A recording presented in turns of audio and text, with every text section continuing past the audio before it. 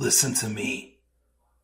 If there was a wise man who would ever think of this, they would say in order to be superior to the man, you've got to be the man. For I am the man himself.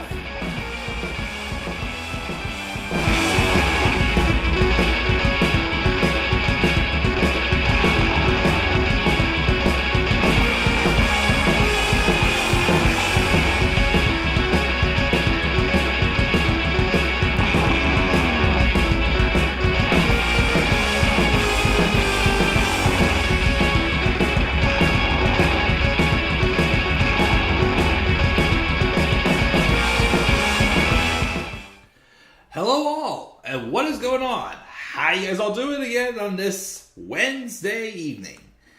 This is the Club of Demand 1993. I am sorry, I meant to get this started probably about a half an hour ago, but I did have some streaming issues going on. But I think I got everything straightened out, played around with some stuff with OBS, had to update it, but we're here, we're rolling. And I want to get rolling because I got a lot to do tonight. But we are here live. Again, don't go live as often anymore right now, but maybe I will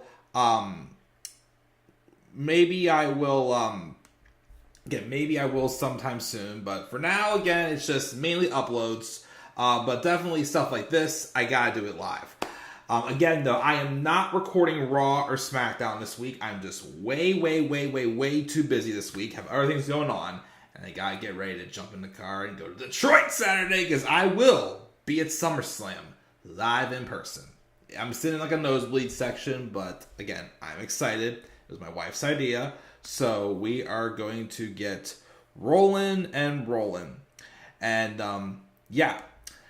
So let's get into SummerSlam. Again, it takes place this coming Saturday, August 5th, 2023, at Ford Field in Detroit, Michigan. And I keep saying this, the shows suck. Well, the weekly shows. Raw sucks, SmackDown sucks. SmackDown's been getting worse, I feel like, lately. It's not good at all. But I gotta be honest and say that even though I've tried to keep my expectations lower for pay-per-views, with how good the pay-per-views have still been, my expectations for this one's a little bit higher. I'm gonna not be afraid just to get a wee bit higher. So I want to say that I am excited about the show. Not just because I'm gonna be there, but also because, again, I do feel like this show will produce. It will capitalize. There are 8 matches on the card. There was a couple I thought that may get added in, but I don't think they're gonna happen. Well, 2 of them for sure aren't happening, which is Rhea Ripley and Raquel Rodriguez, which apparently on Raw this week the story is Raquel will get her match just when she's cleared. So why are we wasting time building to that? Also, Becky Lynch and Trish Stratus will not be on SummerSlam. I don't know why. I heard a rumor one of them had like a personal issue to deal with. So we're not going to be getting that match at SummerSlam. We're getting that match in 2 weeks in Manitoba, Canada. Winnipeg, Manitoba, Canada. So that's strange. And the other one that I heard a rumor about, I heard a rumor they may add AJ Styles and Karrion Kross to this card. Which I'm like, why? Why? Like again, I'm sorry, that feud's like way done. Like when AJ beat Kross in 3 minutes, I'm like, there's no need to continue this. So why they're continuing that, I don't know. But I heard a rumor that they may be adding that to this card. And if so, I'm like, why? It's pointless. There's 8 matches on the card. It's set. I mean, it's pretty stacked. Looking at the card itself, I think all the matches I have somewhat of an interest in. Well, one of them not so much, I'll be honest. But, I mean, most of these matches I think will produce. But there's some that I'm just ready to move on, and one I'm just like, I don't know, I'm a little worried. But anyways, we're gonna roll in first. First, let's check the live chat. We've got a lot going on here. We've got Lauren, we've got Tyler, and we've got Wrestling News 365. What's up, guys? Looks like Tyler does not want Jay to win the title. All this and that. My wife has been getting into wrestling with me, yes. So is my nephew. She's going with me, actually. Wrestling News 365 says, I hope Ricochet beats Logan Paul at SummerSlam. Oh, do I wish he would. Unfortunately, though, I don't think he is. But I'll talk about that later. Again, I still don't know why they're not doing Becky and Trish at SummerSlam. But I heard rumors that it's a personal thing with one of the two of them. So I don't know what's going on. Hashtag fire Vince, hashtag stand with Triple H. I don't know if Orton's coming back at SummerSlam. I've been hearing so many back and forth rumors about Orton. Vince ain't retiring. I do not agree with Tyler. I do not think AEW sucks, but if he does think that, that's fine. I don't, though. Roman probably is keeping that title. Rhea is an awful champion this year. It's not her fault, though. They've given her nothing to work with. Do you think that Solo Sikoa helps Jay beat Roman Reigns for the undisputed title at SummerSlam? That is a possible outcome, but again, we will talk about it later on in the show. And all this other stuff. Okay. And one more. Do you think the EO will cash in that women's triple threat match? Or do you think Damage Control... I'm not sure what he's saying there. I'm not sure what he's saying there. And again, I think Randy Orton's just up in the air right now. I have no clue what's going to happen with Randy Orton. Again, I keep hearing he may be coming back. I keep hearing they're telling he doesn't want him to come back. Again, I did read that rumor one time where they think he should have a retirement match against John Cena and basically have them both be on the line to break Ric Flair's record. If Orton was healthy, I wouldn't be opposed to that, but it just sounds... I think with how much time he's missed already, I think it's too late for that. So I don't know. And I do not watch NXT anymore, so I can't really judge it. But I'm more into AEW right now. But again, I still watch WWE. But of course, since WrestleMania, the products has sucked, in my opinion. The pay-per-views, again, I'm at a point where I will gladly talk about the pay-per-views. Because the pay-per-views have been great. The weekly shows, though, they're not that good. And I probably would be taking a break again from Raw and SmackDown reviews if I wasn't 90 subscribers away from 2,000. Do not forget, guys, we are hashtag on the road to 2,000 subscribers. And I do hope to get there. Maybe once I get there, maybe I'll take a break from like the Raw and SmackDown reviews. But still reviewing Dynamite, and I am going to be recording Collision because I am interested in seeing that match with Punk and Ricky Starks. So at some point this week, you will see a Dynamite and a Collision review. Well, definitely not Collision until after I get back from Detroit, because again, I'm leaving Saturday morning. But let's roll in and get started. I do have other things I want to get to tonight as well. So we're going to roll in and get started and talk about this show. 8 matches on the card, and as always, there's going to be, the predictions are in order of how I think the matches will happen. So let's start off with a throwaway match that they're obviously only doing just to make it up to the fans. And I still don't think it's a good idea. We have this SummerSlam Battle Royale. And why is it happening? There's no reason why.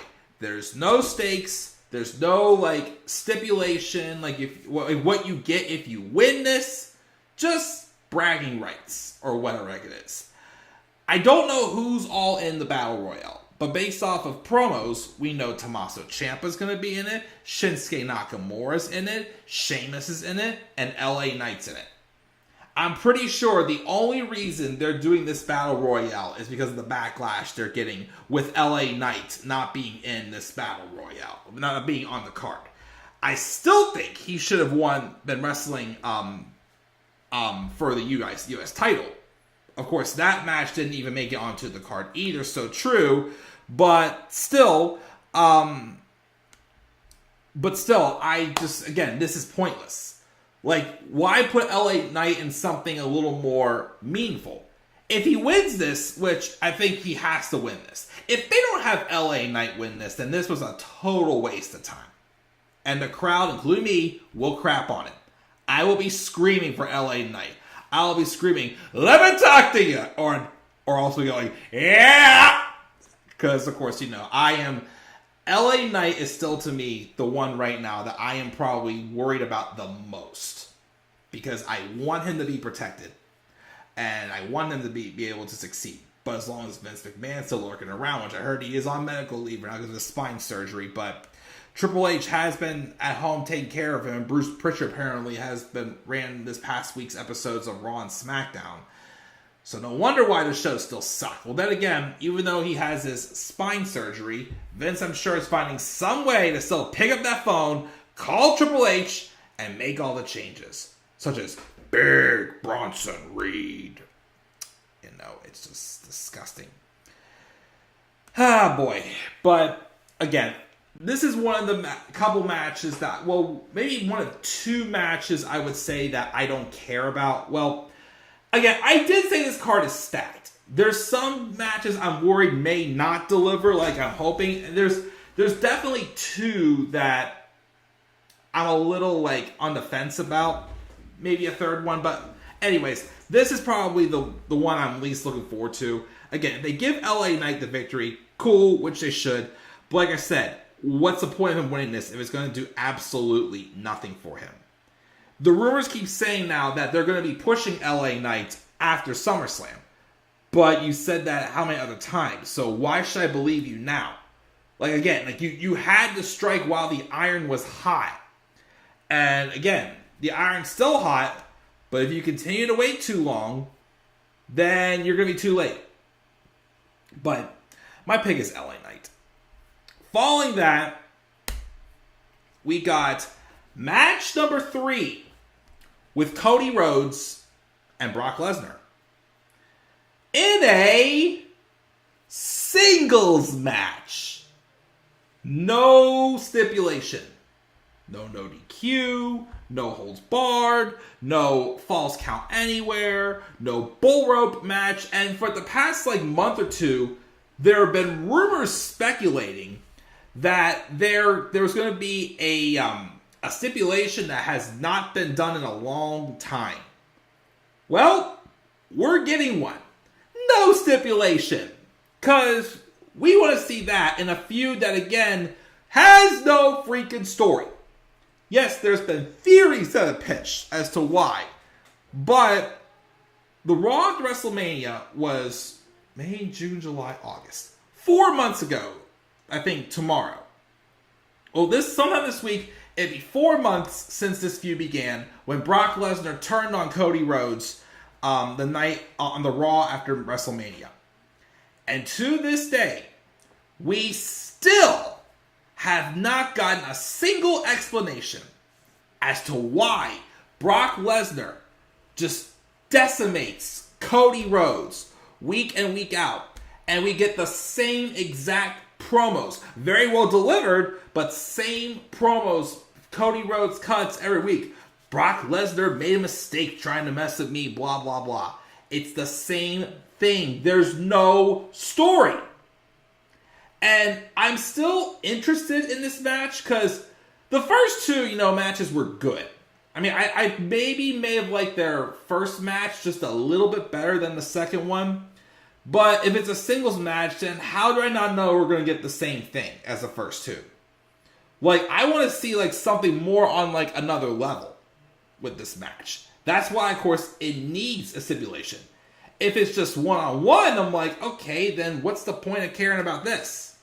So, I want to believe they could have a good match.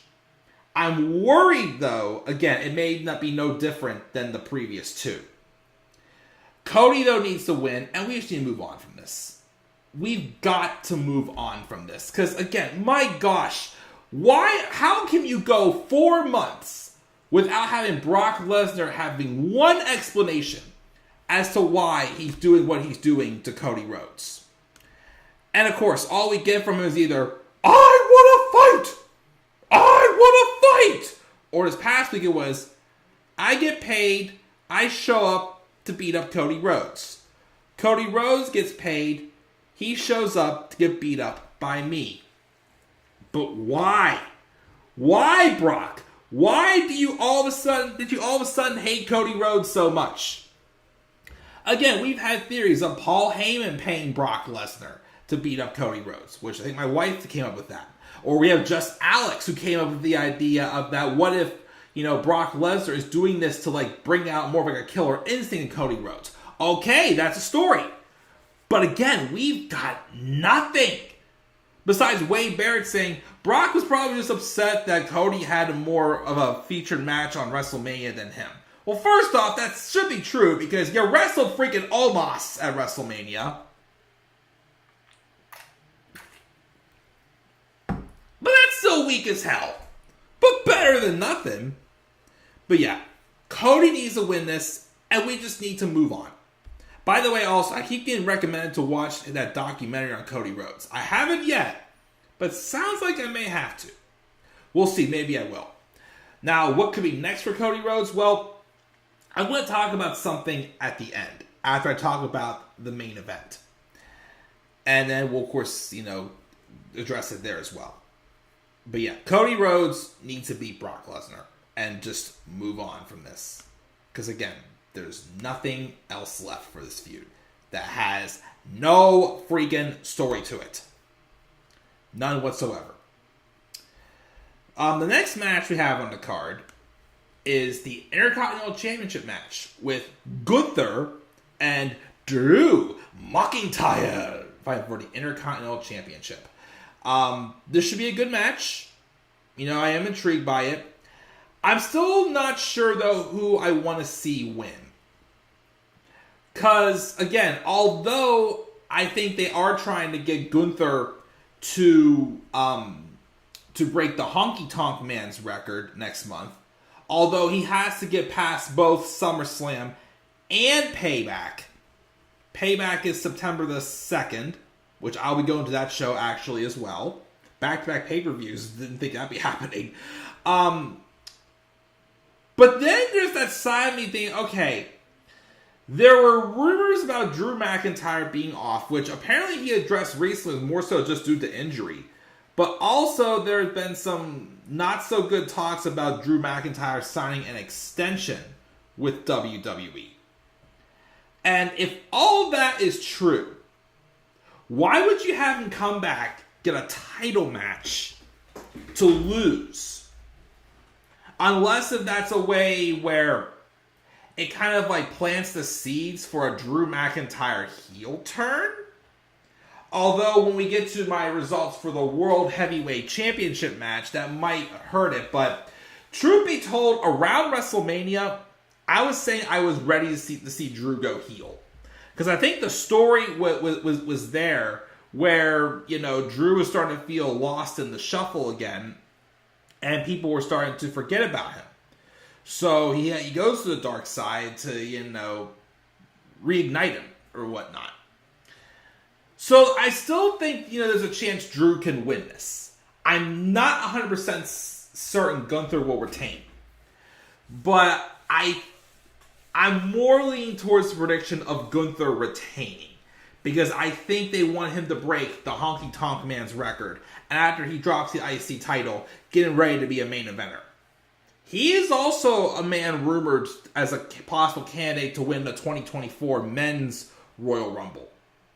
It could be Cody Rhodes, but they could have Cody just win the chamber. And they could have Gunther go after for the World Heavyweight Championship. You never know.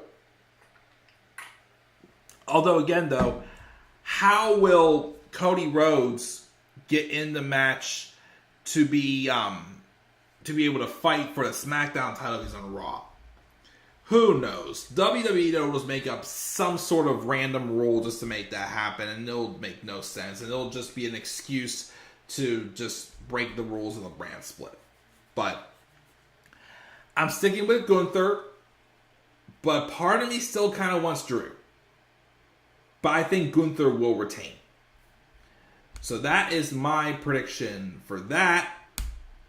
And of course, let's get to this next match. Match number 4.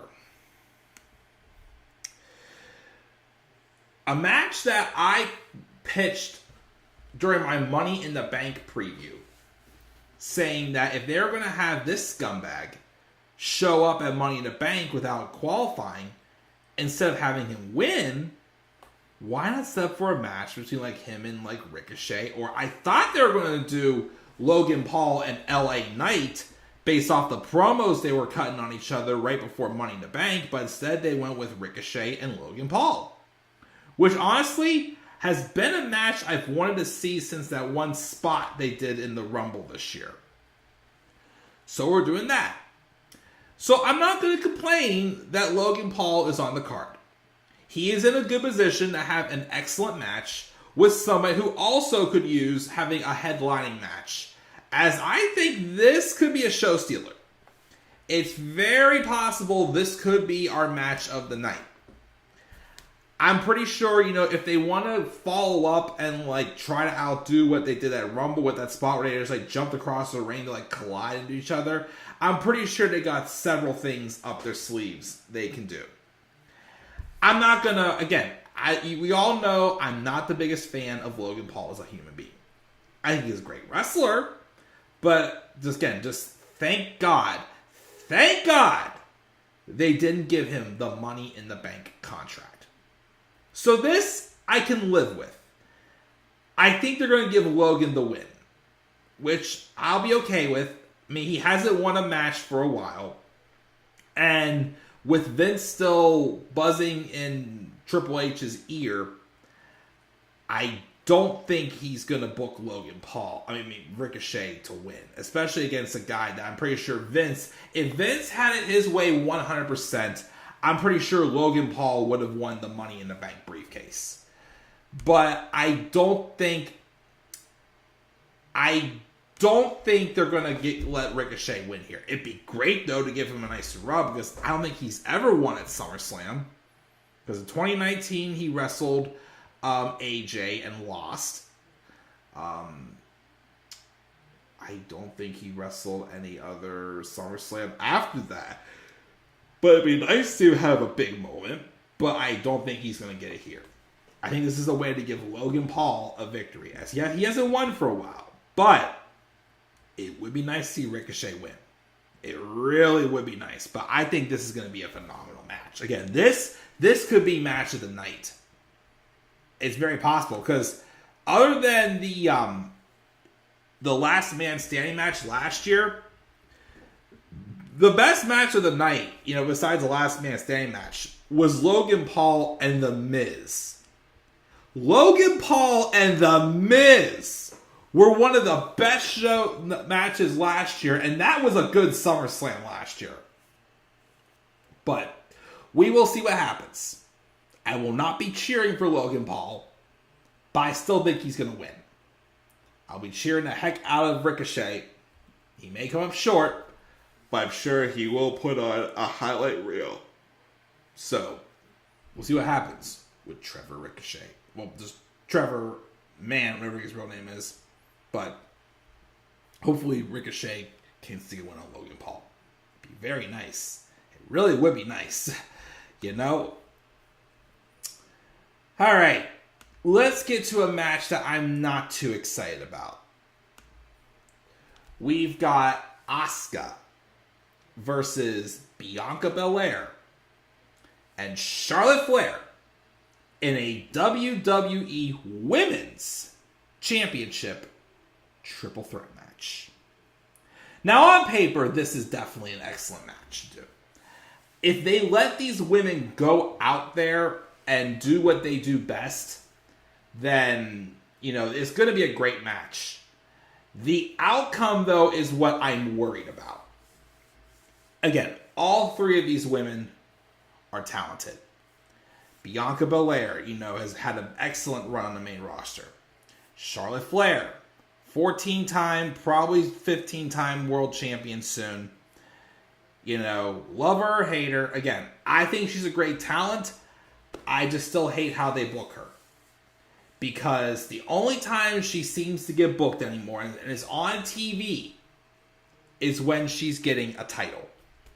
Which is one reason why I don't care as much for this match as I should. Because my pick to win is Charlotte. I'm pretty sure they're going to give the belt to Charlotte here and do a singles feud with her and Bianca throughout the fall.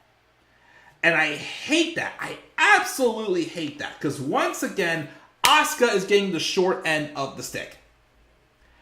Anytime they put the belt on Asuka, it's just for her to be like a transitional champion and for her to set up something else down the line.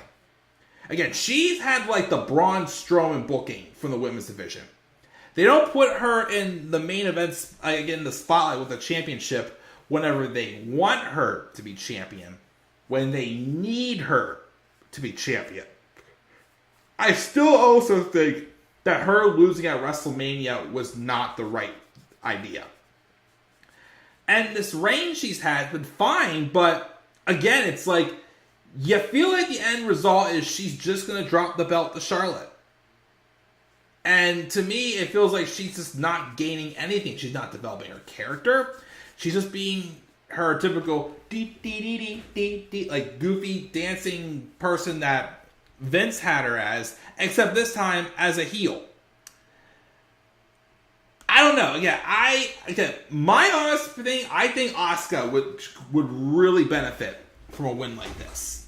Like, give her a strong victory. Like, not have an outcome like it was with Austin Theory and John Cena. Like, again, Austin Theory's been worse since he beat John Cena. Again, that match really did not help him at all in the end.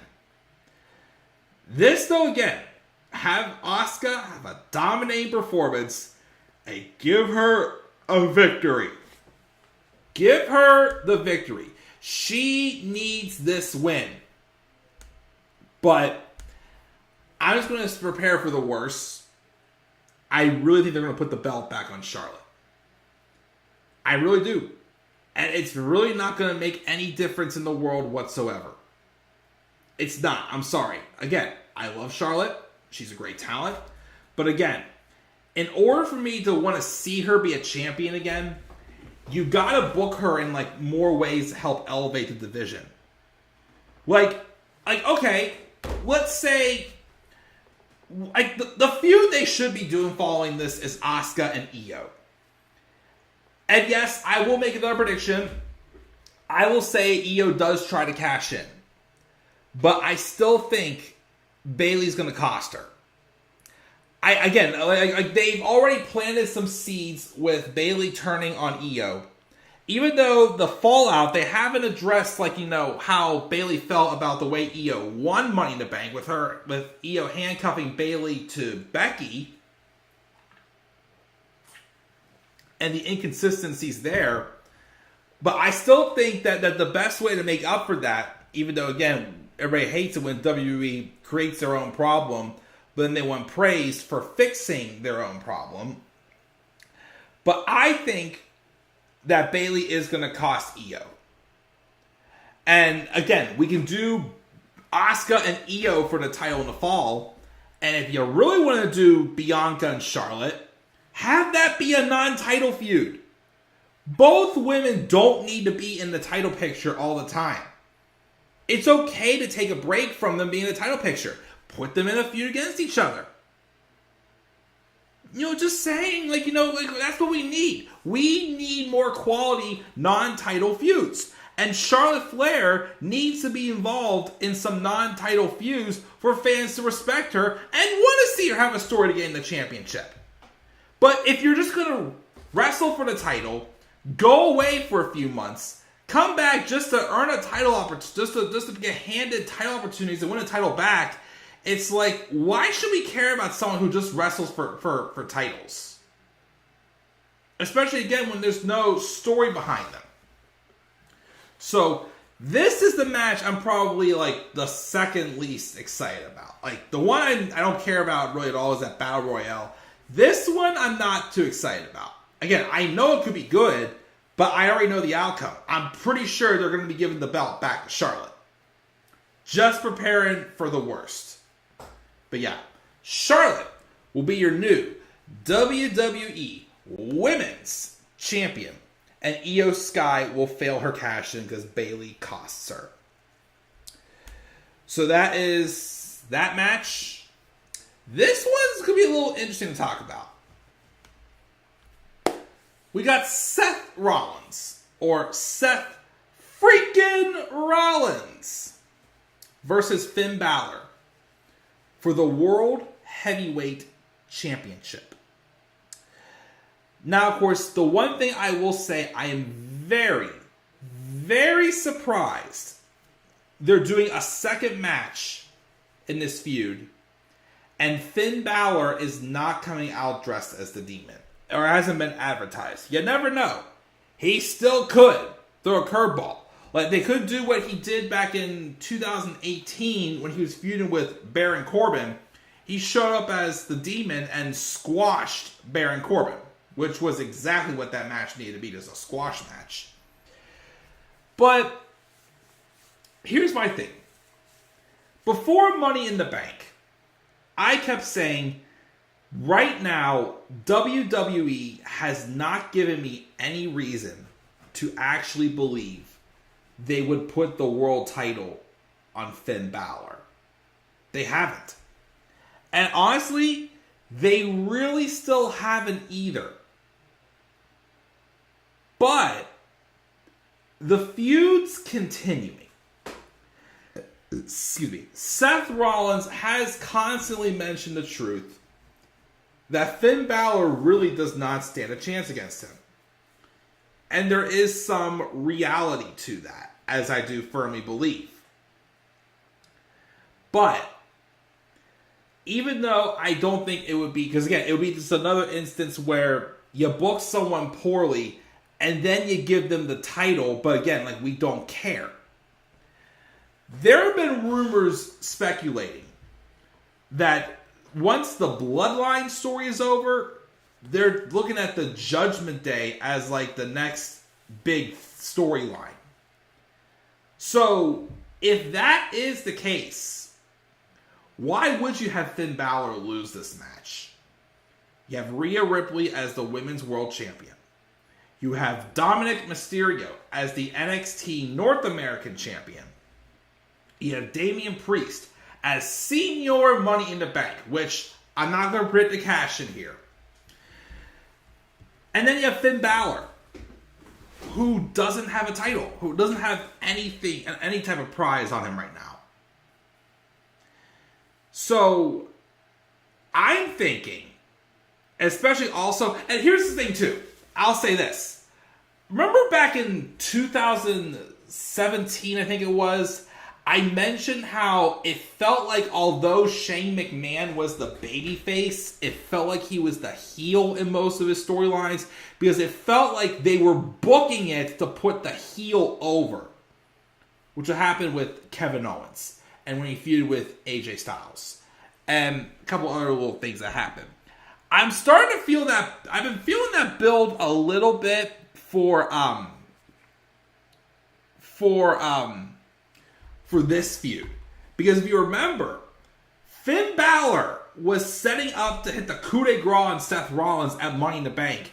And Damian Priest cost him the match when he made a move toward the ring to tease a cash in.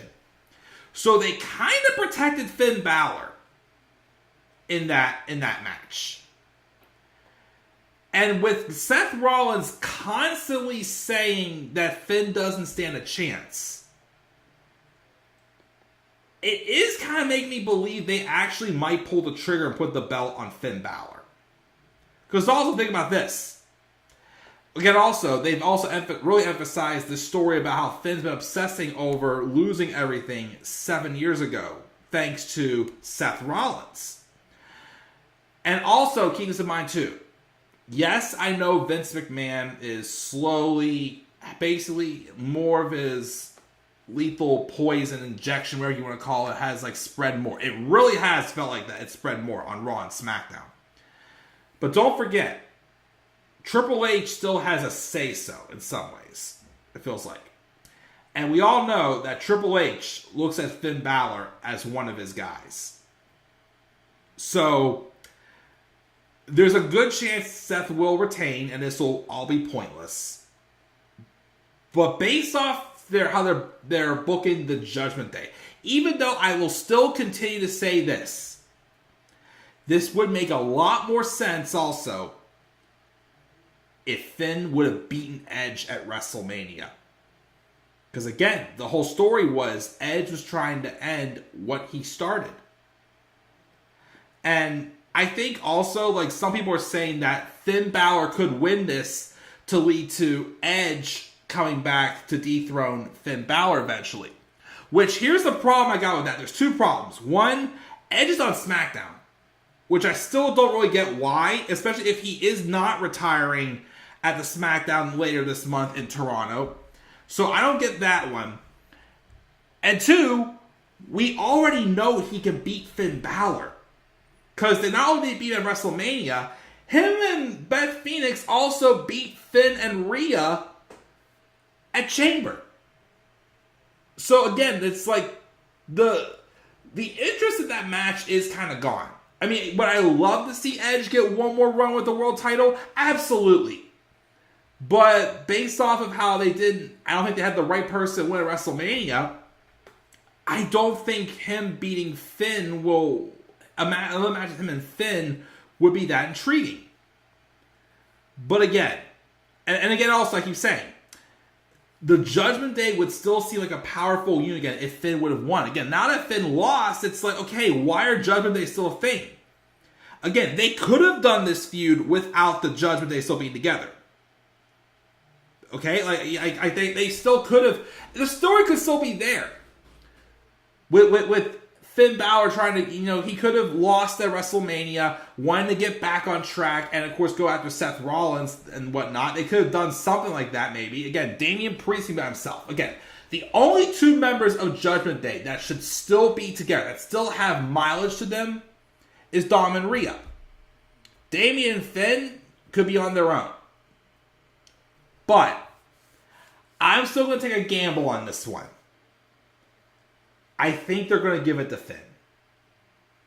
I think they're going to give it to Finn. And Finn Balor will become World Heavyweight Champion. I'm not sure, again, if it's the right time. But based off of the booking for Judgment Day and how else they view him and all the rumors and how they've already been putting titles left and right on everybody. Well, titles, prize because of Money in the Bank. I think Finn might get this here. So, I'm picking Finn. Because I'm also hearing rumors that Seth Rollins is banged up and could use a little bit of a break. And if that's true, yes, drop it to Finn. You could revisit this whenever Seth comes back, because it'll be 1-1. But we'll see. We will see. But yeah, I'm going to throw a curveball and say Finn wins this match. Then we have 2 matches left. What could possibly be Ronda Rousey's last match in WWE. Which I'm thinking is going to be the case, especially since they really, really sped this up. Like, even whenever Shayna turned on Ronda and Money in the Bank, I wasn't expecting it. It was way too soon. I know the tag title storyline kind of got put on hold because of Ronda's injury she had earlier this year, but even still, it was way too soon for them to drop those titles. But Ronda Rousey is fighting Shayna Baszler in an MMA rules match. Which, okay, basically two of them can show off, what they were before they came in here. I guess, though, my only thing is that even if this is Ronda putting over Shayna before she leaves, does anybody feel like that they're still not going to give Shayna Baszler a serious push even after this? Because I still don't believe they will. They could prove me wrong, though. They should, because when Shayna Baszler is on her game, she is dangerous. Trust me. The way she works those arms, the way she stomps them out, I legitimately cringe. I legitimately get scared and I cringe. Now again, the only bummer about this, if this in fact is Ronda's last match in WWE, that we are not going to get Ronda and Becky one-on-one. Which, again, makes me bummed because they should have done that match one-on-one at WrestleMania 35. And dang, we got ripped off also from Survivor Series because Becky Lynch got her face broken by Nia Jax.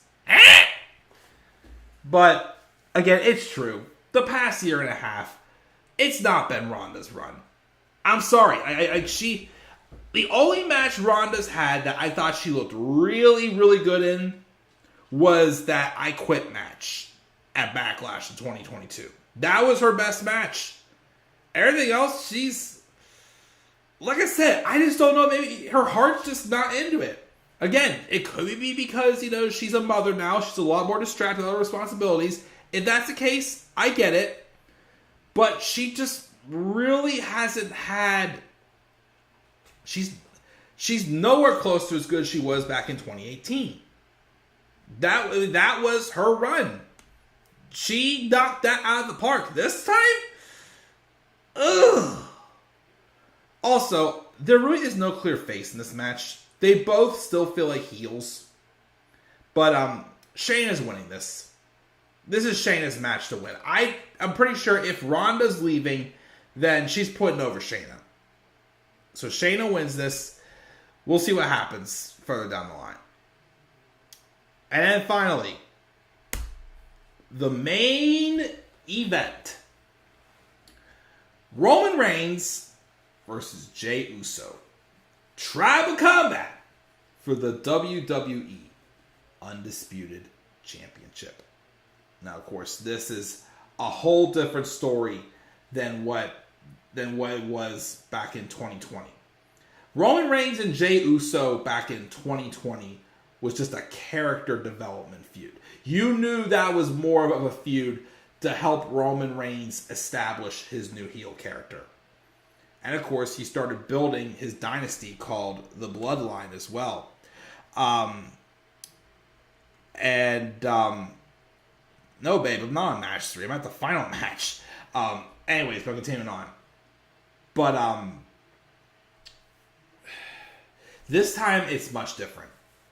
This time it literally is more so of a fight. It's much more personal, and it's gotten much more animosity to it. Again, this is the blow-off to a long-term story between these two guys. And again, they made Jey Uso stand out. Again, when Jimmy was out, they had Jey get an opportunity, and he knocked it out of the park. Jey Uso can believably be a singles main eventer, in my opinion. But of course, will he be the one to dethrone the Tribal Chief? Because it really feels like they're going to be coming to an end with this Bloodline storyline. I mean, no matter what happens in this match, just about most people got their comeuppance. Kevin and Sami did. Jey kind of did with him pinning Roman. Yeah, Drew McIntyre never really got his revenge, which that kind of sucks for him. And of course, Cody Rhodes still wants to tell his story. Which of course, that also could be what could lead to eventually a Cody Rhodes and Drew McIntyre feud. A heel Drew McIntyre versus Cody Rhodes for the world title eventually. Because I'm still pretty positive Cody's going to be the one. That's my spoiler alert right there. I don't think Jay's winning. I love Jey. He's impressed me, of course. I know he can be a main eventer. But is he really a long-term champion? Like, you can't have Roman Reigns go on a 3-year title reign just to drop it to someone who's probably not going to hold the belt for that long. So, I really don't think Jay's winning this. I mean, they've had me be tugging at the idea of like they may believe he may win. I don't think it's the right idea though to put it on Jey, even though the story calls for it. Again, Jey pinning Roman last month fulfilled the idea of him getting his full comeuppance. This is just him getting one last thing in there. But then also, Roman's going to be starting to work even more or less dates after SummerSlam. So that's what makes me think that maybe they will have Roman drop the title. And then win it back later for him to fight Cody at next year's Mania. But I don't know, though. I really don't know what they're going to do until Rumble, at least. Who's Roman going to feud with? Well, there is a theory. But yeah, this will be a good match. Roman's going to win. There will be great storytelling storytelling development in it. Great wrestling. Again, this is going to be much more than just a character feud than what it was 3 years ago. But what I mentioned earlier with Cody Rhodes is what I wanted to talk about also quickly. There have been some rumors, off and on, that if WWE were to bring back a certain person, he apparently is either going to feud with Cody Rhodes or Roman Reigns post SummerSlam. And that's Bray Wyatt. Now, an idea of Bray Wyatt coming back after Roman retains to confront Roman and have the one-on-one match at the pay-per-view where Roman first became champion. And remember, he dethroned Braun Strowman and Bray Wyatt at Payback. It'd be an interesting, full circle there. You know what I mean? But, of course, I've also heard the rumors he may feud with Cody Rhodes. And, again, I don't know how I feel about that one. Because although, yes, it could be a nice feud. If they would have Bray Wyatt feud with Cody Rhodes, I kind of would want it to be like how it was with Bray Wyatt and Daniel Bryan back in 2013. Although, Bryan was the underdog, it was a feud that made Bray Wyatt stronger. And if they did that with Bray Wyatt and Cody Rhodes, I would want that to happen, but I also wouldn't want to see Cody Rhodes lose his momentum. Especially if he is the one to be the one to eventually dethrone Roman Reigns. Now, again, as far as Bray Wyatt being one to dethrone Roman Reigns, I don't hate that. The problem, though, is does Bray Wyatt have a good enough character that if he would come back, either as what he was before he went on this hiatus, or as the Fiend, would he have the momentum, though, to be champion? Because if he doesn't, then it's not the right time for him to be taking the title off of Roman. And also, you definitely don't want him to lose. But that's just an option. A feud with him and Cody again, though, could be good. But again, would it not work out, though, that Bray Wyatt would benefit from it?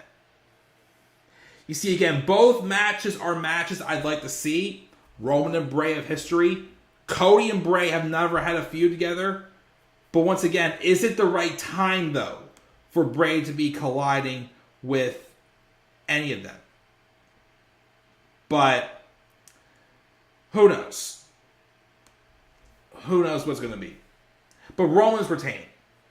As I keep saying, and you can go back and watch the short I made, Roman Reigns will be champion as long as him and Paul Heyman are still a thing. Now, here's the thing, though.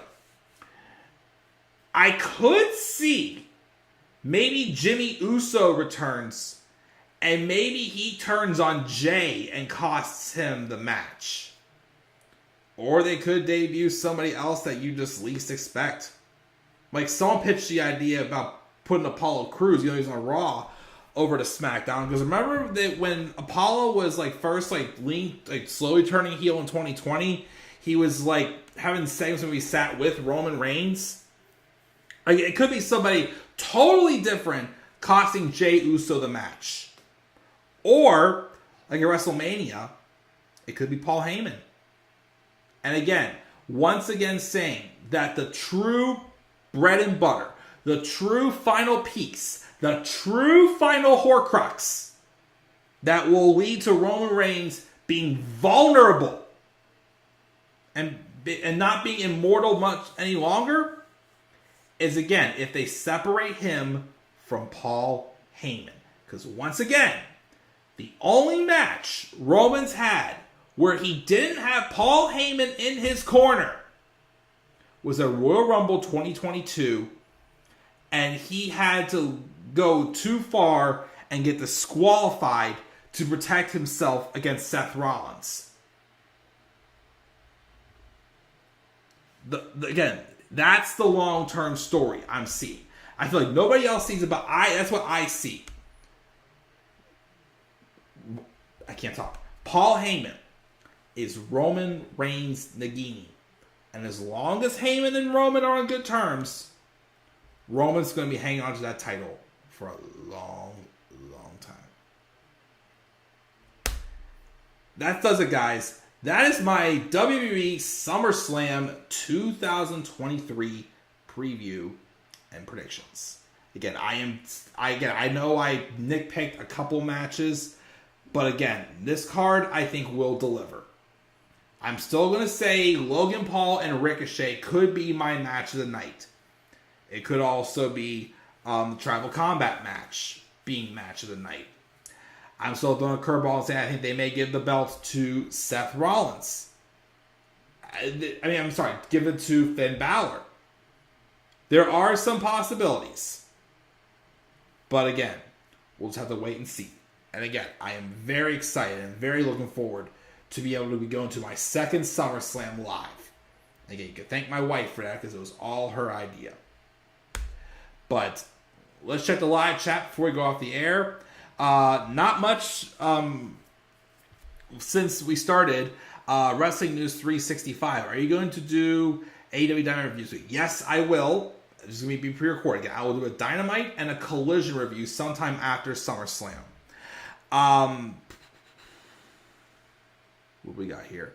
AEW Collision is a show every week for Wrestling News 365 because of CM Punk, of course. Omos sucks. Yes, he does. I would rather have Charlotte and Asuka one-on-one and not a triple threat with Bianca. You could, but we've seen that match happen how many times? But we'll see how it goes. As long as Charlotte doesn't win women's title, I don't care what happens at SummerSlam. The winner of the Battle Royale should get a shot against Roman Reigns or Seth Rollins. Add stakes to it, but of course, there is none. And again, my wife says, you're only on match 3 and Cody will win. She must have been watching it earlier because, again, I'm just about done. TikTok came up with Heyman paying him. It wasn't her. She's watched on TikTok. What's up, Mark? And do you think we could see the return of the People's Champion? I don't think so. Like I said, there's still a story there with Roman and Cody. I think the whole idea of Roman and Rock wrestling each other is dead. It's like when CM Punk returned after 7 years. At this point, I just got to see it to believe it. Until then, I'm not going to believe it. But it could happen, though. You never know.